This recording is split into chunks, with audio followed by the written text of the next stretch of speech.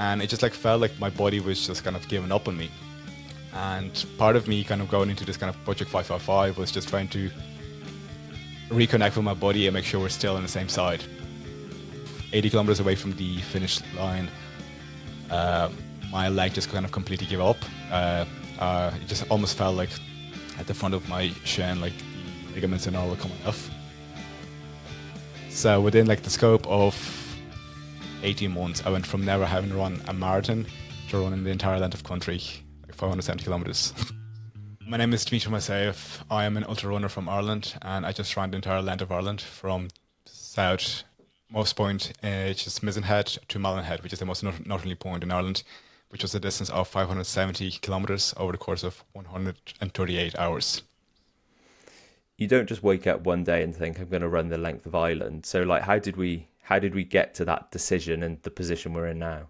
I guess it's kind of a twofold answer. Like, part of me is like I always want a challenge. And when I kind of started off running at the start of COVID, like many other people, COVID happened, the gym closed, nothing else to do. So running was kind of the only outlet to stay insane. And around that time in Ireland, there was this kind of a challenge where you run 5 kilometers, you nominate 5 people for charity, and like so on and so forth.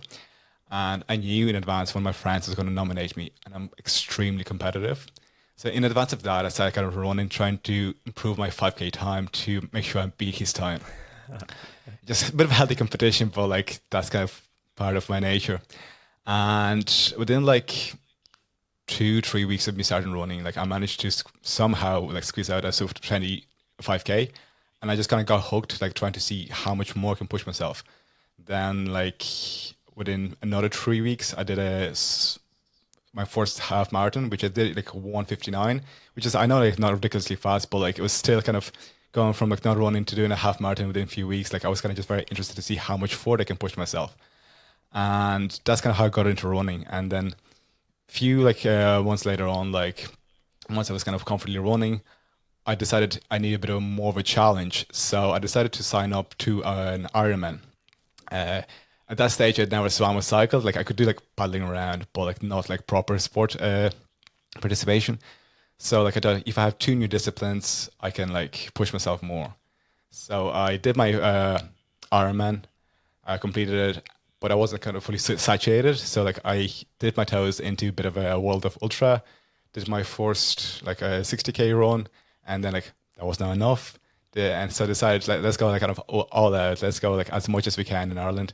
And for me, it just kind of seemed logical to just like run the entire land of country. It's just as challenging as it could be within the borders of Ireland. So like I decided that would be my next challenge. So within like the scope of 18 months, I went from never having run a marathon to running the entire length of country, like 570 kilometers. You use the word logical. I'm not entirely sure. Like, obviously, when you talk running, the traditional steps are 5K, 10K, half marathon, marathon. Maybe have a look at an ultra. Maybe have a go at try. But you've done it all very, very, very quickly and very successfully as well. Do you ever worry, like, what's the next thing? Because 18 months from 5K to 570K is pretty insane. Are you already thinking about that next step? I am. Because I think about this run that I just did. It was extremely challenging. It like put a lot of things to test, like what you value, what your like determination is, like how can you go through like low points and all, which made it extremely challenging. Also, like the physical aspect was very kind of difficult as well. But because it was so difficult, it made it so enjoyable for me. So like I just enjoyed the entire kind of process. And it may sound a bit sadomasochistic, but like I want to kind of see how much further I can push myself. The entire kind of process of just trying to see how much more you can go. Like, because like looking back, just going from like not running to running a marathon, doing an Ironman, then running something like this, it just kind of shows like a lot of it is mental limitations. Like obviously you have to train for it, like that goes without saying. But like at the start, I thought like running a half marathon was ridiculously impossible. Then once I got to the half marathon mark, I was like, marathon is a bit of a push. Anything beyond that, impossible. So like those limits of like what's impossible, it kind of shifts the more you kind of challenge yourself. And I'm just kind of interested to see how much further I can go. Have you thought about where that kind of mental fortitude has come from? Did something happen, or have you always had that, or is it a thing in your sporting past? Like where has that resilience been kind of nurtured? As I said, I'm very competitive, but like I'm more competitive against myself. So like when I do compare myself, like I rarely kind of try to compare myself to other people because there's various different circumstances. You know, like we're all at different levels. But if you compare yourself against your like, previous self, like few years back or few months back, that's a kind of fair comparison because that's you against you. So like I try to kind of push myself against myself because like looking back and just seeing that like I thought like running 100K in a day was impossible. Like that would be me like half a year back. But then if you go back even like 4 months back, like at the start of this year, I was training for the Barcelona Marathon, and my highest mileage week was like 90K, and I was convinced like it's not humanly possible to run more than that in a week. I was like doing 90 kilometers, and I was dying. I was like suffering.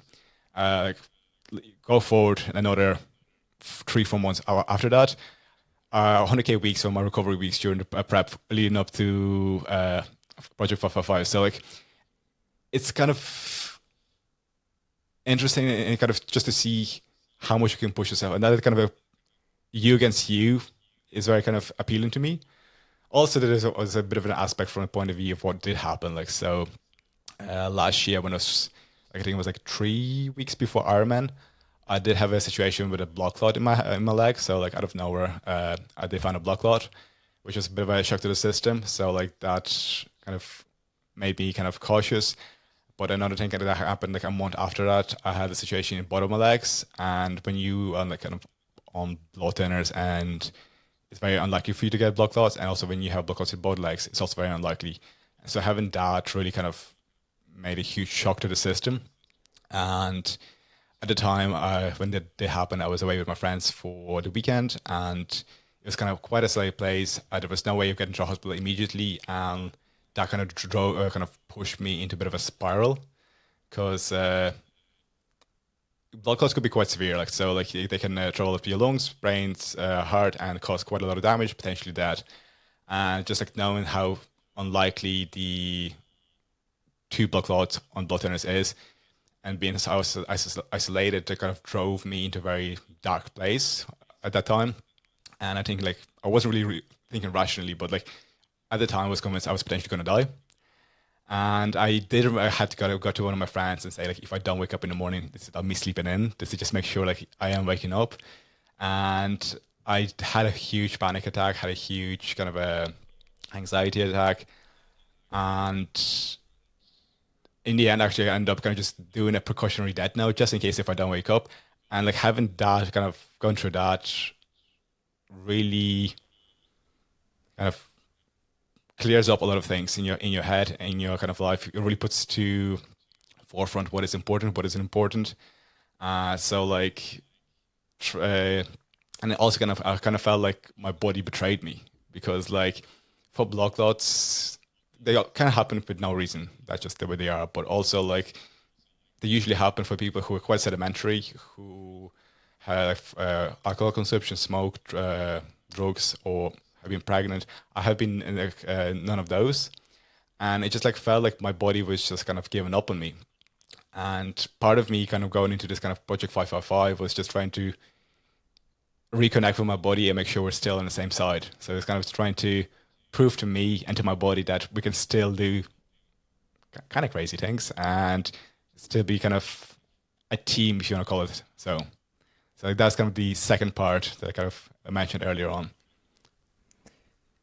To go through something like that, particularly before an endeavor like this, how did you how did you mentally get through, what you were going through there, and also get yourself in a position that you kind of trusted your body again? Because you said you kind of felt like it betrayed you. You trusted it to stand on the start line of Project 555, and you were like, this is going to carry me from A to B. How did you get to that point? It's a good question. Like, so very much kind of just, I realized that I could be playing it safe for the rest of my life. I could be, wrap myself in bubble wrap, but still, be it blood clot, be it any other accident, you don't know what's going to happen. But life is just a very, very funny thing. As the saying goes, shit happens. But I will realize I'll regret myself more by just like not doing this stuff that I love and enjoy and kind of push myself. One of those things being pushing myself and like finding out my limits.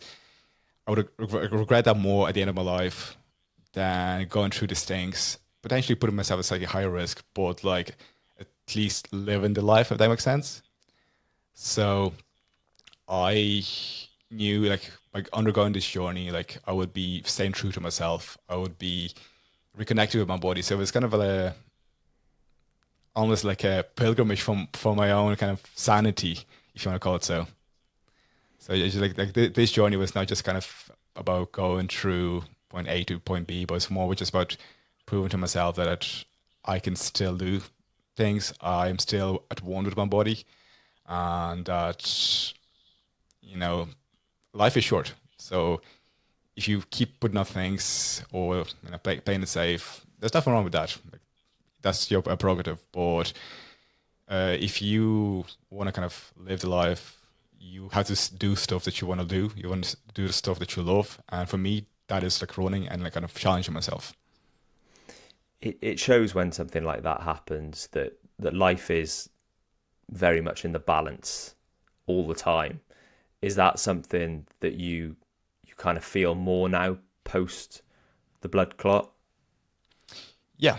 So like I know it sounds very cliche, but like I don't take it as much for granted. Uh, and also like you just kind of like at least I do enjoy the kind of small things a bit more. You, as I said at the start, like when something that happens, especially the second instance, it clears up a lot of things that you think are important. But there's the kind of they say like, what if you don't wake up in the morning? Like that's very much a hypothetical, and when you're thinking about it in a hypothetical, you don't potentially answer to yourself truthfully. But when you are faced with something that is actually a fact, like you potentially cannot wake up in the morning, you quickly realize what is very important, like be it for like doing what you love, family, friends, like all of the very important things became very very clear because I really realized what I would be missing out on if I don't wake up in the morning, and kind of one of the points that I promised to myself after I did wake up in the morning was that I will try to do as many of those things and kind of stay true to myself, do as many of those things that are valuable to myself, that make me feel alive, and those things that I thought were that were important, that really weren't, that really much fell to the way back. Uh, they could be not necessarily ignored, but they're not at the forefront of my mind anymore.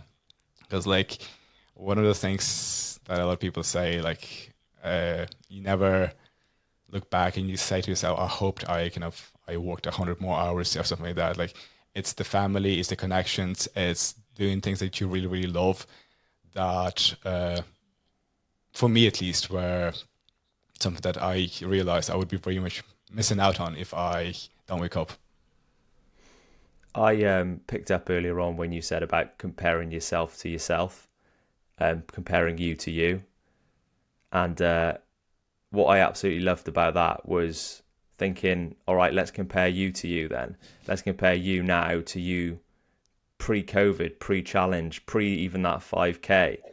What would you say to your former self, and what would your former self say to you, do you think?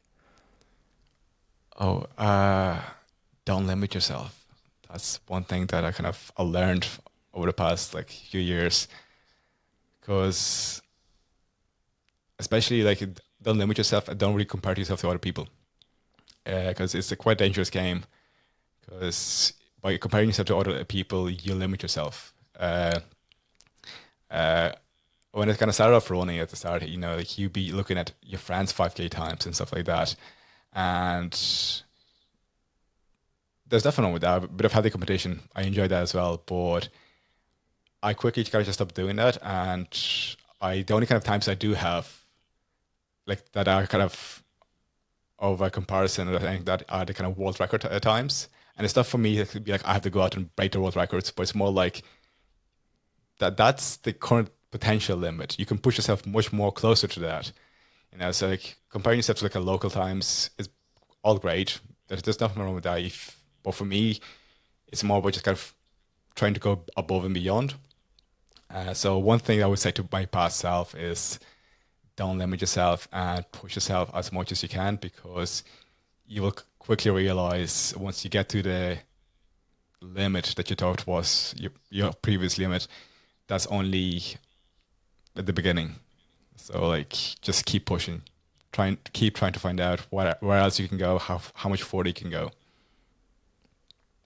I've never heard it like that, and that's a really interesting way of putting it, in the sense of like looking towards a world record, almost like thinking more about human potential, like pushing the limit of what the human body can do. And I think you're obviously doing that in your own being and in your own body with what you've just done.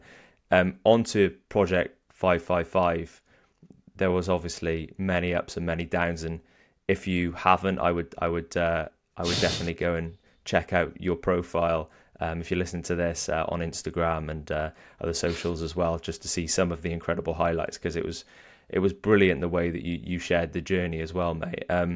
Standing on that start line, that metaphorical start line, I guess.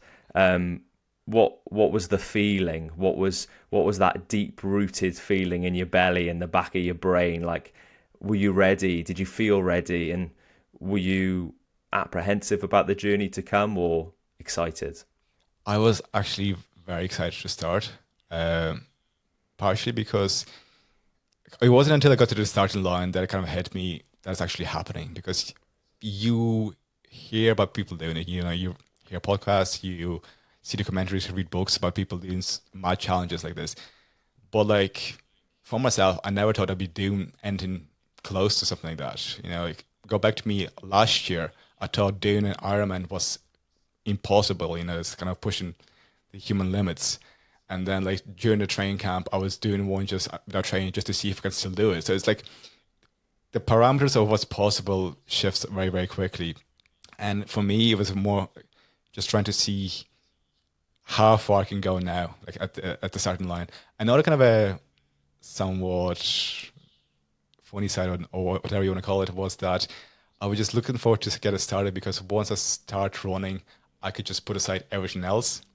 Because with a project like that, there's a lot of logistical behind the scenes that goes into planning. And I knew once I started running, like whatever else pops up, unless it actually physically affects me, the actual kind of physical act of running is affected, I will not think about it. So I was just looking forward to be just running, just to be at one with myself on the road. And like that actually was one of the most exciting parts, because I knew it's going to be challenging. I knew like it's going to be tough. It's not going to be easy, but those things I already accepted, and I was actually looking forward to them, just to see how low were the lows, how I can go through them, what kind of tricks I would play with myself. I was looking forward to that, but like trying to get rid of the kind of the all the on, the on a kind of, what's the word, the on fancy stuff, all the kind of logistical preparation and GPS track and stuff like that. I was just looking forward to forget about that stuff, at least for the run. I've done a couple of multi-day challenges, nothing quite as long as this, but that's one of the things I love, the fact that it actually just becomes your job, doesn't it? Like for that time that you're out there, that's your job. That's kind of what you do, and that's a good feeling, right? Yeah, like it does actually kind of. It was very simple, because the task was just kind of just keep moving, and that simplicity was actually just so enjoyable. Obviously there were challenges and obstacles that came up along the way, be it with like recovery boots, sleep, falling behind schedule. But at the end of the day, it was just very much simple task. Just don't quit and just keep moving. And that simplicity was just like a bit of a bliss for me, like just quite enjoyable in a way. schedule's one of those things, like you just mentioned, falling behind schedule, then it's always going to change on the road. In terms of when you realized you kind of maybe were a few steps behind where you wanted to be, or when you realized that maybe sleep wasn't as prioritized as maybe it should have been, or you wanted it to be, how do you get through those problems on the fly? And when you were out there, what decisions were made? During the project, a lot of it came down to just quick decision making and not overthinking it. Because the problem with something like this is that you can spend a lot of time overthinking it, but in the end, you will end up doing option A. So it's all about just quick decision making. The first kind of challenge, first major challenge that we faced was day 3. So over day 1 and 2, I became quite reliant on recovery boots. I'm not sure how much physical recovery they were providing, but like mental placebo effect, if you want to call it, was sufficient enough for me to kind of keep going with it.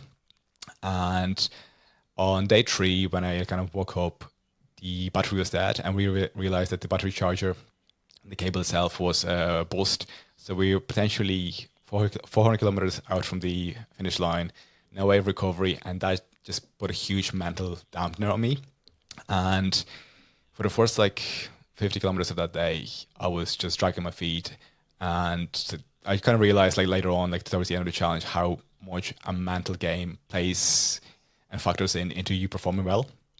But for those 50k or so, I was barely moving, and I think it took me close to 12 hours just to get that done. We ended up trying to ice my feet in just a bin bag full of ice, stuff trying our best, but just nothing really happening. And at one stage, the campervan was gone, trying to recover to recharge the boots, because we were able to get a spare battery from one of the helpful people, Stephen Murphy. Thank you very much for helping me out. And then also the cameraman Dylan, he had to go off and try to look for ibuprofen, because my legs were just killing me. And for about a period of 3.5 4 hours, I was just on a road by myself and not seeing anyone from my team. And it just really felt like the entire challenge just fell apart. At that stage, it would have been maybe 250 kilometers into the run, and it just felt every step just felt what's the point of going further? If I can barely move today, this entire kind of run is going to take me an extra week to finish. With this pace I was going. And then once it just kind of all clicked at one time, both the Dylan campervan and my parents came around. We got the recovery boots, we got ibuprofen, and I did a quick session, and just that quick mental switch just changed everything. And even though the first 50k took me 12 hours to do, to follow in 20k, I was just so angry, I was so falling behind. I was just running. I think the 25k or so, it took me 2.5, 3 hours to do. So it was I was back to proper running. I just realized that at that moment, you could use the energy. It's very easy to use positive energy for fuel, with the negative energy, you have kind of two choices. One is you kind of let it drag you down, slow you down, or you can use it as fuel. And going through that on day 3, kind of really taught me that everything is fuel. Good emotions, great fuel. It's a more sustainable fuel as well. Negative energy, not as sustainable, but you can also use it as a fuel. And on a challenge like this, there will be a lot of lows, but it also provides you with an opportunity to use a lot of kind of the lows as a energy and a motivator to push you forward. So that's kind of one of the things that kind of pushed me throughout the entire challenge. Kind of realizing how important the mental game is, and how important kind of just using the mental fuel properly. And the most clearest example of that was on the last day. So about 80 kilometers away from the finish line, my leg just kind of completely gave up. It just almost felt at the front of my shin, the ligaments and all were coming off. It was just extremely painful. We tried to kind of go for 5k, but the pain was just getting more and more substantial. So we tried to kind of wrap it, and I tried to kind of duct tape it just to kind of cut off the bloodstream so I could have like no feeling like and keep going. Don't do that. That's a very stupid thing to do, people. I realized what I was doing, but like, please don't copy that. It's not a smart thing to do. So like, I imagine that maybe not like 2-3K, but because like the blood circulation was cut off, leg was turning very interesting colors. So like, we decided to take it off and try to do like a compression boot session for like 10 minutes, and literally, because at that stage, so day 1 and 2, I slept for like 2 hours each day. From day 3 onwards, because I fell behind on like my schedule, I decided to maybe just power nap 10 minutes every 30-40K. So at that stage, I was probably up for close to 50-ish hours without proper sleep. Just lying down for 10 minutes or maybe 20 minutes for compression boot session and just relaxing. All of the kind of adrenaline that was kind of keeping me together, and just all the cortisol cocktail that was kind of included, just flowed away, and all the pain just rushed in. And my legs just kind of, I was like lying back in the camper van, and my legs just completely kind of gave up. I wasn't able to move them. I like, actually had to kind of drag them up and over to the side just to kind of make sure that kind of I can get out or not. I kind of just realized like that was a huge kind of dampener. I almost felt like I was failing myself, failing the project, failing people who believe in me. And it all very much felt like my body failed me again. Like looking back, I realized like I was 500 kilometers into a run with no sleep. This is just me failing me as well. But at the time, it just felt like everything was just going down the drain. Like I failed everyone. My body's failing me, and that was just mentally very, very much challenging. Uh, at the time, we decided to allow me to sleep for like 3-4 hours just to kind of get some sleep into me, kind of recover. So we tried that. Once I woke up, the pain was still there, and that just kind of made me more kind of upset. Like we wasted 4 hours of potential, like kind of moving time, and we at that point we were in Strabane going to Derry. It's about a 25-kilometer segment from those 2 points, and it was lashing raining. We just could not really add into the mood, and I was just dragging my feet for those 20 kilometers, feeling sorry for myself. It's like, oh, what's the point? I might as well kind of wrap it around. I'm no longer going to finish it exactly in 5 days. It just felt like mentally very much like defeatist, if you want to call it so. And about 5K out from Derby, I just kind of realized like this is the stuff that I was going through in day 3 again. This is just like mental game. This is actually an opportunity for me to show myself that I can push through this. This is not the end of the world. Yes, I'm going to finish slightly later than I hoped, but it's more about just going through the journey, learning from it, and pushing myself. And for the 5K leading into Derry, there's like a bit of a walk beside the river. Thankfully, it was raining and there was nobody around. But for that little segment, I was literally walking by the river and talking to myself and just giving out to myself, just like giving a stern talk, like I gotta get the job done, finish strong, you know, stop like kind of having a pity party for yourself. And I actually kind of recorded myself just because I knew I would want to hear it back. And it's just like, you hear it in my voice, like like we were talking about your friend, like mentally, I'm just not there. Physically, yes, I'm still kind of walking, but mentally, I'm just like, just get the job done, get the job done. And it's just kind of funny to see like how I went from like being so super defeatist to once I was in Derry, and I just realized, okay, this is just one marathon left. Let's finish strong. To once again having this energy burst and actually like, running the last 40 kilometers, and like in day 3, like the first 50 like it took me forever to finish, and like the following 25 were completely fine. Same with the Derry situation, like the last day, first 25 took me forever. I was dragging my feet, like I was looking at every single pole I could kind of lean against. It's like, okay, if I get to that pole, I can take a little break. I wouldn't take a break, but a little card in front of me just to kind of mental tricks just to keep yourself going. And like once I kind of got to there, it's like I realized, okay, it's like 45 kilometers. It's just like a marathon left. Let's finish strong. We've done plenty of marathons before. We trained like our training runs were a marathon, so this is just a one training run left. Let's get it done. And just like also kind of that a little kind of annoyance with myself that I allowed myself to, you know, feel so. I know like, there's nothing wrong about feeling sorry for yourself, but like I also realized that by feeling sorry for myself and kind of having a little pity party, I was just prolonging the suffering. I was not going to make the run any faster. It's not going to be any more enjoyable. So I might as well just like give it my all, push myself to the limits, if you want to say so, and just at least finish strong. Whatever happened happened, and there's nothing that could be done about that. But what I can change and kind of influence is how I go forward. So like that little mind switch again kind of really like kind of made me push to the end. And like once again, I was like back running. So it was very interesting to see throughout the entire run how you can beat very, very lows and then be running again. But a lot of it kind of just came down to not your body miraculously like kind of recovering, because I think after like day two, it was body was just in bits. So, but it was very much to do with mental game, and like I can say one thing for sure, that this entire experience made me much, much more mentally robust. And like for that, I'm extremely thankful for this kind of run.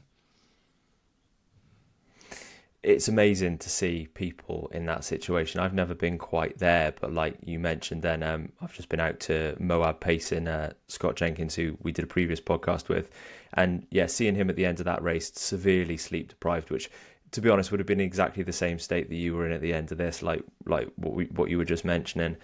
It's almost like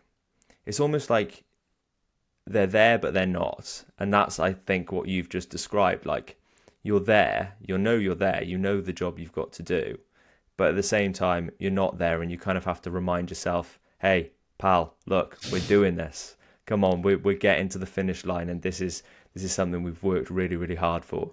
When you got onto that final marathon and you realised this is going to get done, although it doesn't sound like you doubted yourself a huge amount through the whole challenge, what was that feeling like, knowing the finish line was close, it was in sight, and the pain was going to be over? I just kind of kept telling myself to finish strong, because there was a huge temptation just to kind of keep the pace at like reasonable, like kind of take it as handy as possible. But also I kind of just realized that there's no running tomorrow.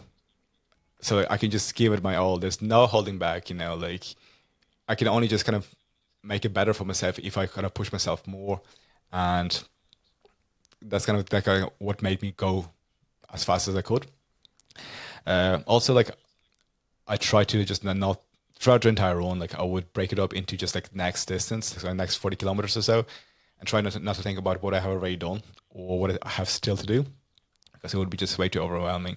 So like even when it came to that final marathon, I'd be like, hey, get the next 5K done, next 5K, because like when I was doing the 5Ks in my head, I've done 5Ks hundreds of times before. They're okay runs, so it's only 5K, no, nothing challenging. Let's get it done. Yes, I have like another like 5 or 10 5Ks after that, but like you just break it down into small wins, and that was kind of the approach throughout the entire run.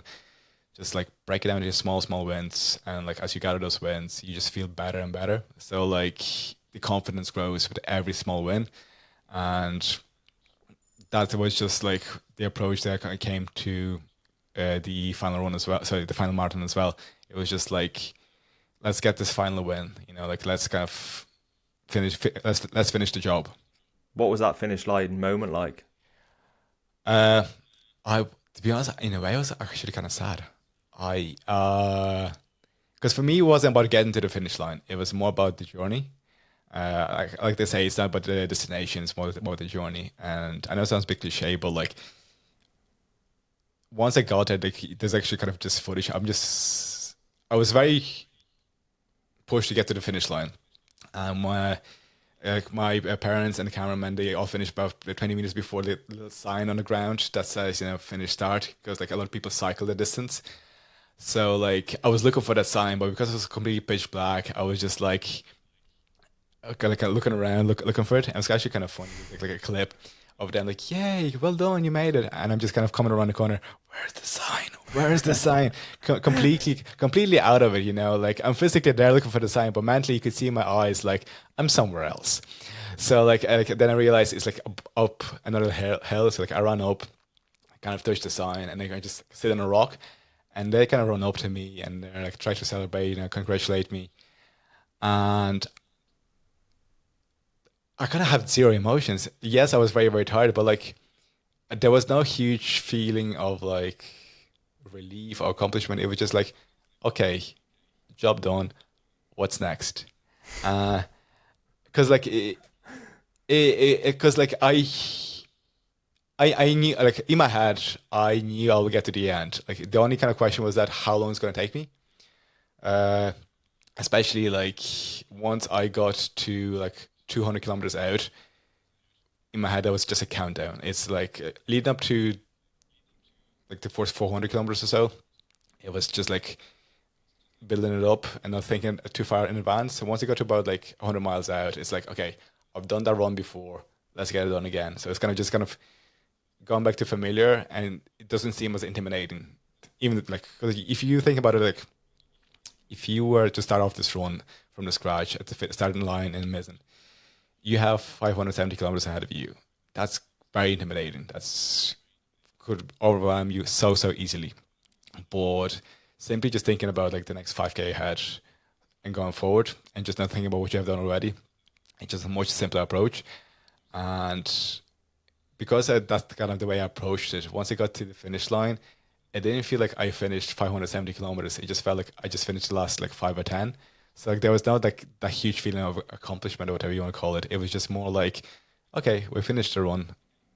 What now? Like, but like in a way, like as I said, I was more just like sad that the journey was finished because it was very enjoyable in a way. It was very, very tough, but it was that kind of what made it so enjoyable because you just kind of I learned so much about myself.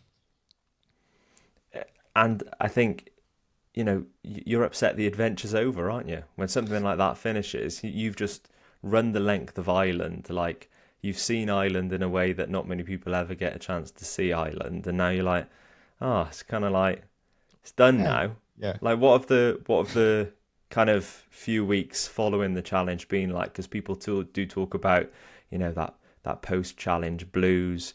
You've obviously been recovering as well, and the body, I believe, hasn't been too bad. But how has it been recovering from the adventure itself mentally? Uh, to be honest, like once I finished the run, I kind of thought like after a few days, like it's gonna hit me. Yeah, it was 570 kilometers. Like huge feeling of accomplishment and whatnot. Still has not. Maybe I'm just not there mentally. But what kind of may help me not to get into kind of blues is to start thinking ahead what I can do next, how far I can push myself next, what the next potential project could be. So like it kind of goes back to what I said earlier on. It's just like always trying to push yourself and see where your limits lie. So that's kind of what's keeping me out of the post race blues, if you want to call it that.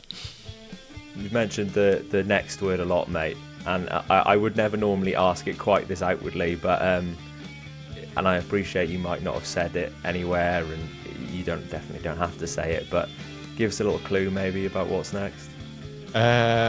I'm, as I say, it's coming bigger and better. Okay. Uh, 500 kilometers, I realize, is too short of a distance. And 5 days, it's just a starter. You only begin to enjoy the journey. So something much, much bigger.